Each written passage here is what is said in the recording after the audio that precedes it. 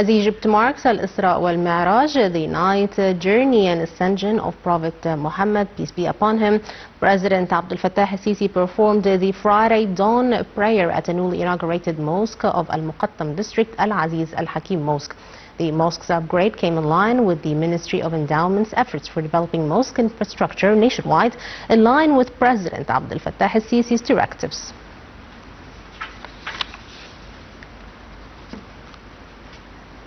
The dawn prayer at Al-Aziz Al-Hakim Mosque in Al-Muqattam district shortly after its inauguration.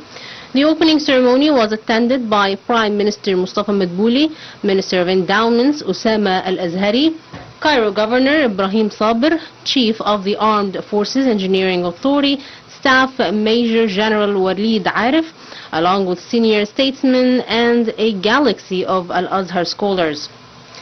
Upon arrival, the President made an inspection tour at the mosque, which is an integrated religious institution offering different communal services to the district residents.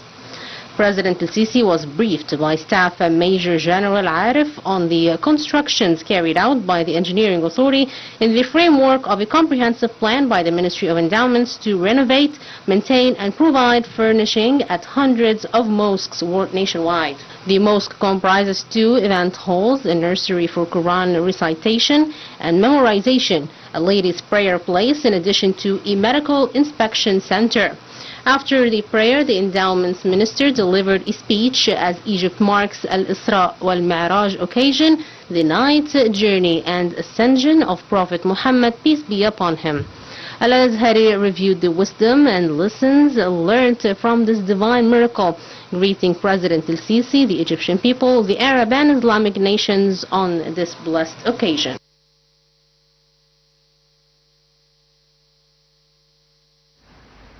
Minister of Foreign Affairs Badr Abdulati on Friday received a phone call from the European Union Foreign Policy Chief Kaja Kallas and Cyprus Foreign Minister Konstantinos Kombos. The phone call touched on enhancing partnership between Egypt and the European Union, particularly after the convention of the first Egyptian-European summit in Brussels, which crowned the promoted bilateral ties at the political, economic and security levels.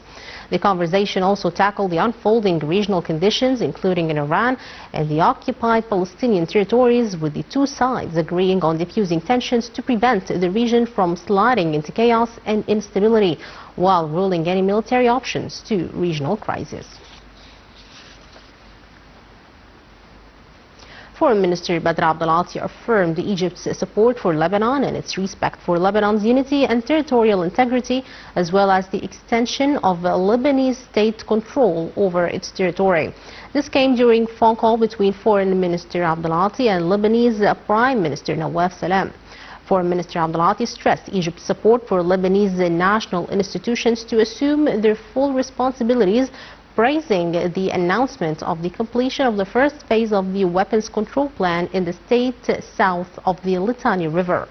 Abdulati also asserted the necessity of the full and non-selective implementation of the Security Council resolution, which guarantees the immediate and complete withdrawal of Israeli occupation forces and stop all violation of Lebanese sovereignty.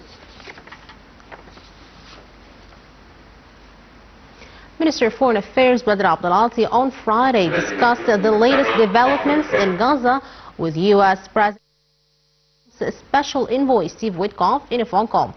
The 2 sides discussed the stepped-up efforts for moving into the second phase of the Gaza ceasefire deal, including the powers of the Palestinian Technocrat Committee, once formed, and the deployment of the International Stabilization Force to monitor the ceasefire implementation. The phone call also touched on the escalation in Iran, with both officials agreeing on paving the way to peaceful settlements and support for regional security and stability. Witkoff hailed Egypt's pivotal role in regional crisis and extended appreciation for President Abdel Fattah al-Sisi over his keenness in maintaining the strategic partnership with his country.